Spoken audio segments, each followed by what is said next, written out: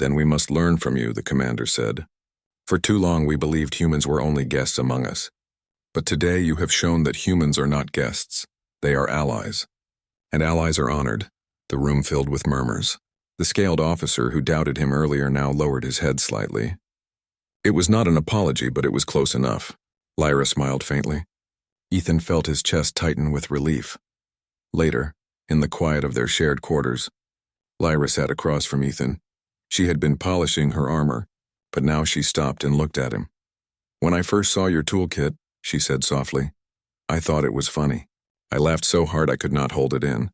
To me it looked like nothing compared to our machines. But now," she reached out and tapped the box lightly, "now I see why it matters. It is not the tool itself, but the human who carries it." Ethan chuckled, rubbing the back of his neck. "Well, it's not much. Just some old human gear. But it works." Lyra tilted her head, her alien eyes glowing faintly in the dim light. "It works because you never gave up. That is what makes you different, Ethan. That is what makes humans dangerous, not your weapons, not your ships, but your stubborn will." Ethan didn't know what to say to that. For once he just let the silence rest between them. It was not uncomfortable. It was full of meaning. The next morning, a small ceremony was held in the central bay. No medals were given, no great speeches were shouted. Instead, the aliens placed a simple symbol above the door to the human quarters, a circle broken by a single line. In their culture, it meant strength through difference. As Ethan stood there watching, Lyra leaned close. "They do not give this mark lightly," she said. "It means you are no longer seen as lesser. It means when the next danger comes, they will trust you as one of their own." Ethan smiled faintly. "Guess I'll have to keep my toolkit ready then." Lyra laughed, a real laugh this time, not mocking, but warm. "Yes, human. Keep it ready, for I have a feeling your kind will surprise the galaxy many times more." That evening, as stars stretched across the void, Ethan sat by the viewport. The station floated steady, a silent guardian between worlds. He thought of Earth, far away, where his people were still learning their place among the stars. He thought of the aliens who once looked down on humans, and he thought of Lyra, his roommate, who no longer saw him as a fragile outsider but as a partner. He smiled to himself, gripping the handle of his toolkit. In the end, it wasn't about the size of the tool or the strength of the machines. It was about the will to act when no one else would. And that, Ethan knew, was why humanity would always find a place, even in the endless stars. Ethan looked up, thoughtful. "Of course I'm scared. But fear doesn't fix machines. And if the station breaks down, we all die anyway. So I keep working." Lyra tilted her head, impressed. Strange human courage. Not loud but steady. The next test came sooner than anyone expected. 3 days later, a loud alarm blared across the station. "Warning. Reactor instability detected. All personnel evacuate Central Core." Ethan's heart skipped. If the reactor went unstable, the entire station could explode. He grabbed his toolkit and ran. Lyra was already beside him, armor strapped on, her blade across her back. "If this is sabotage again," she growled, "I will cut them down." The central reactor chamber was chaos. Engineers crowded around the control panel, shouting readings to each other. The massive core glowed dangerously, energy levels spiking. "The stabilizer rods aren't responding," one engineer cried. "If we can't lower the output, the reactor overheats." Another shouted, "We've tried the main console, but someone locked us out." Ethan pushed forward. "Where's the manual access?" The aliens looked at him strangely. "Manual? The rods are deep inside the core housing. Too dangerous. Too small for anyone to reach." Ethan's eyes narrowed. "Too small for you." "Not for me." Lyra's eyes widened. "You mean to crawl into the reactor housing?" "That's suicide." Ethan shook his head firmly. "It's risk, but not suicide. If I don't, the station explodes. We don't have time for anything else." The alien engineers hesitated, but Lyra stepped closer, placing a firm hand on Ethan's shoulder. "Then I go with you." He looked at her, surprised. "You can't fit into the ducts?" "Not inside," she said, voice steady. "But I will guard the outside. If saboteurs try again, they will not touch you. Go, I will watch your back." Ethan nodded once, grateful. "Then let's do this." Inside the reactor housing, the heat was unbearable. Ethan wore protective gloves and a shielded vest, but the air still burned his skin. He crawled through a narrow passage, clutching his toolkit. The hum of the reactor vibrated through every surface, making his teeth ache. Sweat poured down his face as he reached the stabilizer rods. They were jammed halfway, unable to slide into position. He pulled out a heavy wrench, adjusted the grip, and began turning bolts one by one. Every movement was slow and careful. One wrong slip could break the mechanism entirely. Lyra's voice came through his comm, strong and steady. "How is it?" "Hard," Ethan panted, tightening another bolt. "But I can do it, just buy me time." Outside, Lyra stood at the entrance, blade in hand, and just as she feared, shadows moved in the corridor. 3 more saboteurs appeared, weapons raised. "You again," one hissed. "Step aside, warrior." Lyra's eyes blazed. "Never." The fight began. Inside the duct, Ethan worked as fast as he could. His wrench slipped, sparks flew, and alarms screamed louder. His hands shook, but he forced himself to keep moving. Come on," he whispered. "Hold together." Suddenly, a loud crash echoed through the comm. Lyra's voice grunted with effort. "Ethan, faster!" "They are many." He tightened the final bolt and pulled the lever with all his strength. The stabilizer rod slammed into place. The reactor hum steadied, readings dropping back to safe levels. The red alarms turned green. Ethan let out a breath of pure relief. "It's done!" When he crawled back out, the sight that greeted him froze him in place. Lyra stood panting, her blade dripping with sparks from damaged weapons. The saboteurs lay scattered on the ground, defeated but alive. Her armor was scorched and her arm bled from a cut, but her eyes were fierce. She looked at Ethan and gave a small, tired grin. "You live. Good. I kept my promise." Ethan dropped his toolkit and rushed to her side. "You're hurt." "It is nothing," she said, brushing it off. "A warrior bleeds but does not fall." He shook his head. "Doesn't mean you should fight alone next time." She raised an eyebrow. "Would you fight with tools against blades?" Ethan picked up a heavy wrench, gripping it like a club. "If it keeps us alive." "Yeah, humans do what others won't." For the first time, Lyra laughed even while wounded.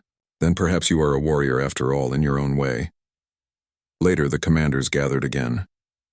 They reviewed the security feeds and confirmed the truth. Ethan's repairs had saved the reactor, and Lyra's defense had stopped the saboteurs from finishing their plan. The alien commander looked at Ethan with something close to awe. "You risked your life crawling into a reactor housing. No one else would have tried." Ethan shrugged modestly. "Sometimes the only way forward is the hard way. That's just how humans do things." The commander turned to Lyra. "And your bravery speaks for itself. Together you have shown that strength comes not just from weapons or machines, but from trust." Lyra glanced at Ethan, then gave a sharp nod. "Yes, trust and courage." Back in their quarters that night, Ethan set his toolkit down and sank into his chair exhausted. Lyra sat across from him, her arm bandaged, her blade resting by her side. For a long time, neither spoke. Then Lyra broke the silence.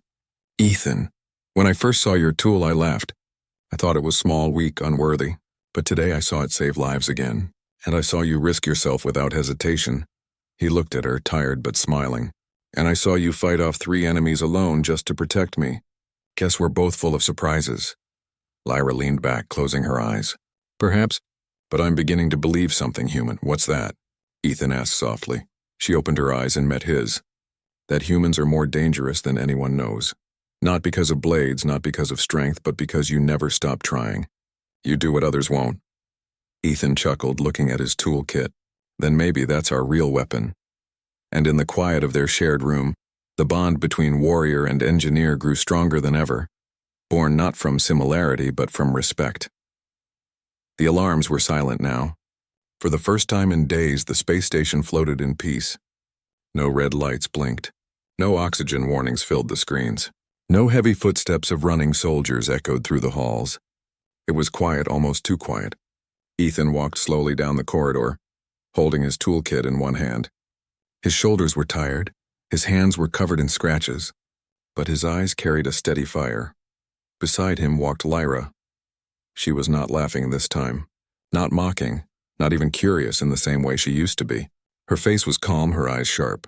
She had seen what a human could do when the galaxy thought humans were weak. She had stood with Ethan inside fire and smoke, and now she looked at him with something like pride. The command chamber doors opened with a heavy hiss. Inside, the alien council sat in a half-circle of high metal chairs. Their robes shimmered with different colors marking rank and heritage. Dozens of alien officers, engineers, and warriors stood behind them. Ethan suddenly felt small. He was just one man with a worn-out kit of tools. But Lyra gave him a small nod, reminding him that his actions spoke louder than any weapon. The eldest alien commander, tall and with silver skin that glowed faintly, raised his voice. "Human Ethan," the commander said. "You entered the ducts when no one else could. You repaired the failing systems with nothing but primitive equipment. You saved lives." There was silence. Then another alien spoke, this one with scaled arms.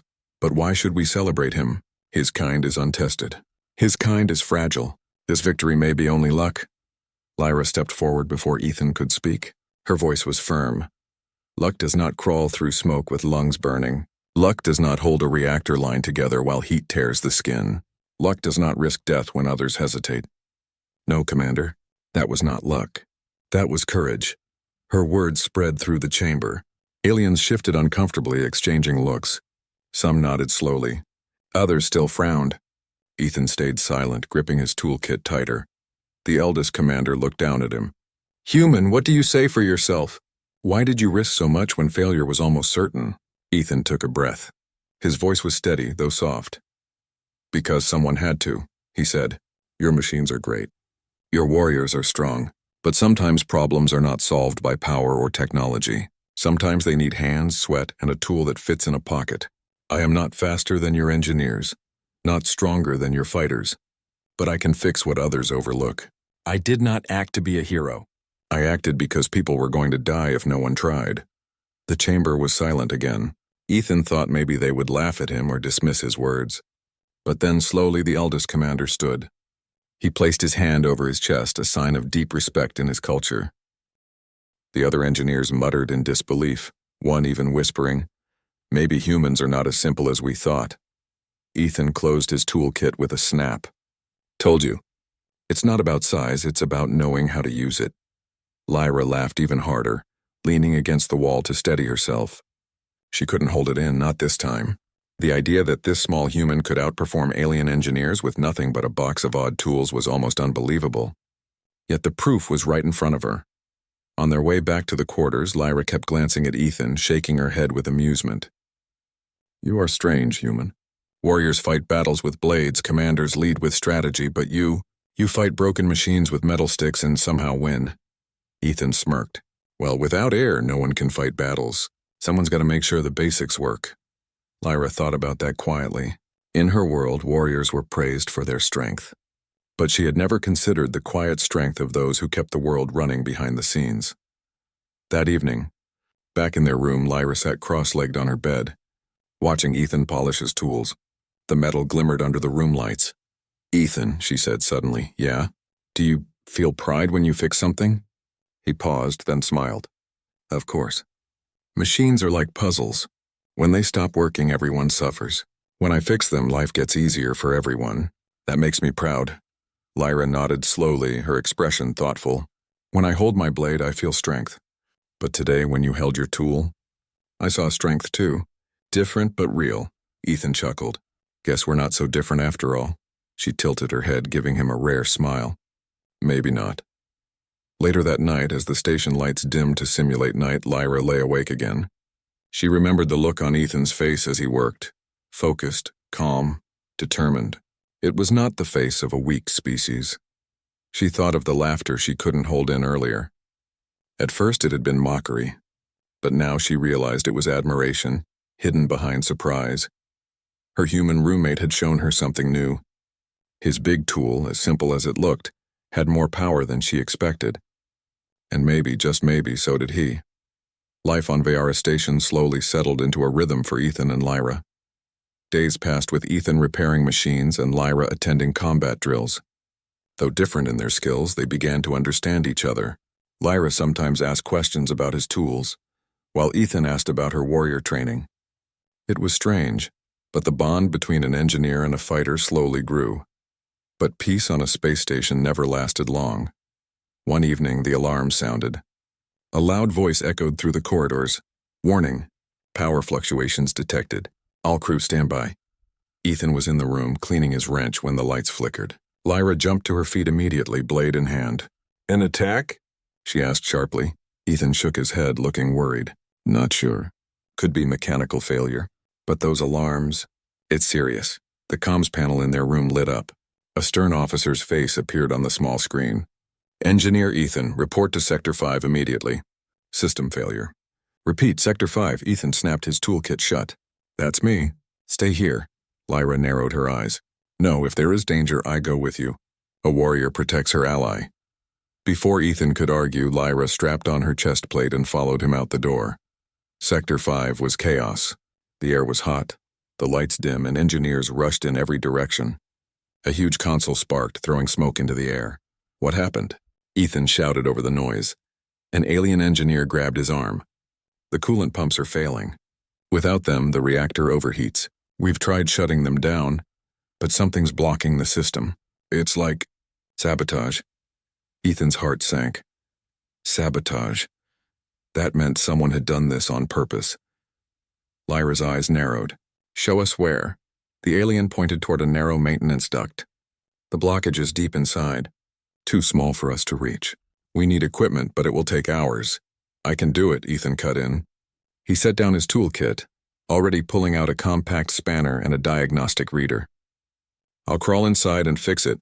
The alien looked doubtful. It's dangerous. If the pumps fail while you're inside, Ethan cut him off. If we wait, the whole station goes down. No choice. Lyra stepped forward firmly. Then I will guard him. If there are saboteurs, they will not pass. Inside the duct, the space was tight and suffocating. Ethan could barely move, dragging his toolkit behind him. His small headlamp lit the narrow walls, wires, and pipes around him. He spoke into his comm. Lyra, can you hear me? Her voice came through steady and strong. I hear you. Keep going. I will watch the corridor. Ethan worked his way deeper, sweat dripping down his face. Soon he found the coolant valve. A piece of metal had been jammed into the gears, preventing it from turning. Got it, he muttered. He pulled out a multi-tool and began working carefully. The obstruction was wedged tightly, but his human hands, smaller than most aliens, could reach places others couldn't. He twisted, pried, and finally pulled the broken shard free. The pump roared back to life, coolant rushing through the pipes. The temperature readings dropped on his scanner. Relief flooded through him, but just as Ethan started crawling back, his comm buzzed urgently. Lyra's voice came sharp and fierce. Ethan, stay low! We are not alone, he froze. What do you mean? Before she could answer, a blast shook the duct. Sparks rained down, and Ethan almost lost his grip. Someone had fired a weapon at the maintenance area. Lyra's voice growled. Saboteurs. They are here. Through the duct walls, Ethan could hear muffled shouts and the clash of metal. Lyra had engaged them. He forced himself forward faster, dragging his toolkit behind him. When he finally crawled out, the sight made him stop in his tracks. 3 alien figures in dark armor surrounded Lyra. She fought fiercely, her blade flashing in arcs of silver. Sparks flew as weapons clashed. Ethan had never seen her move so fast, but even a warrior like Lyra struggled against 3 at once. Ethan's heart pounded. He wasn't a fighter. He didn't have weapons. He only had his tools. But tools were enough. Dropping to his knees, Ethan yanked out a flash torch from his kit and slammed it against the floor. A burst of blinding light filled the corridor. The armored attackers staggered back, shielding their eyes. Lyra seized the chance, spinning with a powerful strike that knocked one saboteur to the ground. Good, she shouted. Do it again! Ethan scrambled, pulling out a coil of insulated wire, while Lyra clashed with the second attacker. Ethan dashed forward and looped the wire around the legs of the third. With a quick pull, the alien toppled over with a crash. The fight ended as quickly as it started. 2 saboteurs were unconscious on the floor, and the third stumbled away before station guards rushed in to capture them. Lyra panted, wiping sweat from her forehead. She turned to Ethan, a fierce grin spreading across her face. You fought with me. Ethan, still catching his breath, laughed nervously. I didn't fight, I just improvised. He held up the wire. Tools can do more than fix machines. Lyra's grin widened. Then you are more warrior than you think. Later, in the command chamber, station leaders gathered. Reports confirmed the sabotage. A small group had tried to disable the coolant system to cause chaos. Without Ethan's quick repairs and Lyra's defense, the reactor might have failed. The commander, a tall alien with stern features, addressed them both. A warrior and a human engineer. An unlikely pair, but today you saved this station. We owe you our thanks. Ethan shifted awkwardly, unused to such praise. Lyra, however, stood tall and proud, giving Ethan a nod of respect. When they returned to their quarters, silence filled the room for a while. Then Lyra finally spoke. "Ethan, today I saw something. At first I laughed at your tool, but now I see the truth." He looked up from his kit. "What truth?" She met his eyes seriously. "Strength is not only in blades or battles, it is also in hands that fix what is broken. Today your tool was mightier than my sword." Ethan smiled softly. "And today your sword kept me alive. Guess we make a good team." Lyra gave a rare, genuine smile. "Yes, roommates and allies." As the station lights dimmed for night cycle, they both rested, not as strangers anymore, but as partners who had faced danger together. And deep down, Ethan knew this was only the beginning. The station returned to normal routine after the sabotage attempt, but the quiet felt uneasy, like calm skies hiding a storm. Security was doubled, patrols were stricter, and every system was checked twice a day. Yet rumors spread that more enemies were hiding in the shadows, waiting for another chance. Ethan noticed the tension everywhere. Engineers whispered nervously. Guards stood alert with weapons always ready, and even Lyra sharpened her blade more often than usual. But in the middle of all this fear, Ethan still carried his toolkit like always, as if it was the most natural shield in the galaxy. Lyra found this strange, but also comforting. One evening, while he polished a wrench at the desk, she said, "Do you not fear another attack? Others speak of danger, but you sit calmly with your tools." Ethan had been traveling for 3 days on the transport shuttle before it finally docked at Veyara Station, a massive space hub orbiting a distant planet. He was tired, carrying only one heavy bag slung across his shoulder, and his most prized possession, a thick metal toolkit. As a young human engineer, he had been sent here to help with repairs and maintenance. Humans were still new to the wider galaxy, but their practical hands and problem-solving minds had already made them useful. He expected many things about this new assignment: long hours, strange alien machinery, and maybe loneliness, but he didn't expect the announcement at the check-in desk. "You'll be sharing living quarters with a warrior trainee from the Thalorian race," the officer told him, without looking up from his data pad. "Room C12, don't break anything," Ethan frowned. "Wait, a warrior? I thought engineers were paired with other engineers?" The officer only shrugged. "Space is limited. You'll manage. Humans always do." That last line felt more like a joke than comfort. Ethan sighed, gripped his toolkit, and walked toward the quarters. When he opened the door to room C12, the first thing he noticed was how different it felt compared to Earth rooms. The walls curved slightly, glowing with faint blue light. A faint humming vibration ran through the floor. He barely had time to look before something moved inside. A tall figure stood near the bed, polishing what looked like a curved blade.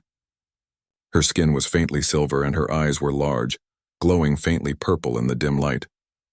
She wore armor pieces even inside the room, though her chest plate and helmet were set aside on the table. The alien looked at him with sharp eyes. "You are human?" Ethan froze for a moment, gripping his toolkit tighter. Yes, I guess you're my roommate?" She tilted her head almost like a bird. "Strange. I was told humans are smaller." He blinked, not sure if she was teasing or just stating facts. "I'm average height where I come from." "And you must be Lyra," she answered. Her voice was strong but carried curiosity. "Trainee warrior of the Thalorian clans." "And you are?" "Ethan, engineer." He set his bag down carefully, placing his toolkit on top of it. Lyra's gaze dropped immediately to the metal case. She narrowed her eyes, studying it as though it was some kind of weapon. "That box. What is it?" "My tools," Ethan replied, sitting on the edge of his bed. "You know, wrenches, cutters, drivers. Stuff for fixing machines." Lyra stepped closer, her tall frame casting a shadow over him. "Humans carry their weapons in boxes?" Ethan chuckled nervously. "Not weapons. Just tools. Very useful ones." She looked unconvinced but didn't press further. Instead, she placed her curved blade back on the table and leaned against the wall, still eyeing him. The next few days were awkward. Lyra had strict training schedules, often returning late and practicing sword movements inside the room. Ethan would sit at the desk with his toolkit open, repairing small devices or preparing for his station work. They spoke only when necessary, short questions, short answers, but Lyra was curious. Every time Ethan opened his toolkit, She couldn't help but glance at the strange metallic shapes inside. Human tools looked small, almost fragile compared to the bulky alien equipment she had grown up with. She often wondered if they were really useful, or if humans simply carried them out of habit. One evening, Ethan returned from work with grease on his hands. The oxygen regulator in one of the lower decks had been acting strange, and he planned to fix it later that night. He placed the heavy toolkit on the table and began sorting through it. Lyra sat on her bed, sharpening her blade, but her eyes kept drifting toward him. "You always keep that box near you," she said finally. "Even when you sleep, you place it beside your bed." "Why?" Ethan wiped his hands with a rag. "Because it's important. Without tools, I can't do my job. And without my job, this station could fall apart." Lyra raised an eyebrow. "Fall apart? This station is built with Thalorian steel. It is strong." "Strong, yes," Ethan agreed. "But even strong things break when small parts fail. A bolt, a wire, a pump, if one goes bad, everything suffers. My tools help me fix those small things before they become big problems." Lyra considered this, tilting her head. In her world, warriors fixed problems with strength, not delicate instruments. The idea that a small human with small tools could protect an entire station felt odd. That night, as Ethan worked on a malfunctioning airflow panel in their room, Lyra leaned closer to watch. He pulled out a human ratchet driver, small and light, and began turning bolts with quick, practiced movements. Lyra blinked, surprised at how fast he worked. Her people would use a large, humming power drill device for the same task, taking twice as long. She didn't even realize she was staring until Ethan looked up at her. "What?" he asked. Lyra covered her mouth quickly, but a laugh escaped. "It is so small. That tool. And yet you act as if it is mighty." Ethan frowned slightly but kept working. "It's not the size that matters. It's how you use it." Her laugh grew louder, echoing in the room. She couldn't hold it in. The idea of this human proudly using something that looked like a toy made her shoulders shake. But when Ethan tightened the last bolt and the airflow panel hummed back to life, the laughter slowly died. She stared at the machine, then at him. "You fixed it already?" "Yep." Ethan closed the toolbox with a snap. "Simple job." Lyra's smile faded into something closer to respect. She hadn't expected results so quickly. The little human tool really worked. Later, when the lights dimmed for station night cycle, Lyra lay awake, thinking. She had laughed, yes, but she couldn't deny what she had seen. The human's tool, though small, had done what her people's larger devices could do, but faster. Maybe humans weren't as fragile as she thought. Maybe their strength came not from muscles or weapons, but from something else, something hidden inside those strange boxes of tools. And for the first time, Lyra felt a flicker of curiosity, not just about the human engineer sharing her room, but about what humans were truly capable of. The next morning, Ethan woke early. His alarm chimed softly and he sat up, stretching. He looked across the room and saw Lyra already awake. She was kneeling on the floor, practicing slow, controlled movements with her curved blade. The air shimmered slightly every time the weapon sliced through it. Ethan rubbed his eyes. "Do you ever sleep?" Lyra gave a small grin. "Warriors rest when they must, but discipline keeps the body sharp." She stood, wiping the blade and setting it down. Her eyes, as always, drifted to the metal box near Ethan's bed. "And you? Do you always keep that toolbox so close?" Ethan smiled faintly. "Of course. Never know when something will break." Later that day, Ethan was assigned to work on a faulty oxygen regulator on one of the lower decks. It wasn't urgent yet, but if left unattended, it could cause serious problems. He grabbed his toolkit and prepared to leave. Lyra, leaning against the wall, noticed. "Where are you going with that?" "Work," Ethan replied. "You can come if you want. Might be boring, though." Her purple eyes lit up with curiosity. "I will come. I want to see this human fixing with small tools." Ethan chuckled and nodded. "Suit yourself." The oxygen regulator chamber was dimly lit, filled with humming pipes and blinking lights. A few alien engineers stood around, scratching their heads. The regulator was a massive, barrel-shaped machine that pumped breathable air throughout the station. One of its internal fans had jammed and the readings were unstable. An older Thalorian engineer muttered, "We'll need to shut down this section for 3 hours. Disassemble the unit and call for heavy tools." Ethan stepped closer. "I think I can fix it faster." The aliens turned to him, unimpressed. "With that?" one of them said, pointing at his small metal box. Lyra folded her arms, watching closely. She wanted to see if Ethan's confidence was real or just human pride. Ethan opened the box and carefully selected a long, slender wrench and a handheld light. He crouched beside the regulator, listening to the faint rattle inside. The fan's jammed with debris.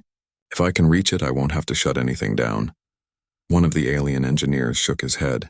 Impossible. Too small an opening. But Ethan was already sliding his arm into the narrow gap, twisting the wrench with careful precision. Sweat formed on his forehead as he adjusted the angle. After a few tense moments, he pulled out a piece of twisted metal stuck between the blades. The regulator hummed louder, the reading stabilizing almost immediately. The alien engineer stared, wide-eyed. Lyra's lips parted in shock. Ethan grinned, wiping his hands. There we go. No shutdown needed. For a moment, the chamber was silent. Then Lyra let out a sudden laugh, sharp and unexpected. It echoed against the metal walls. You actually did it, she said, covering her mouth but unable to hide her amusement. With that tiny thing. Ethan raised an eyebrow. Glad you're entertained. She shook her head, still chuckling. Forgive me. I thought your big tool was nothing more than human bragging. But it works. Truly works.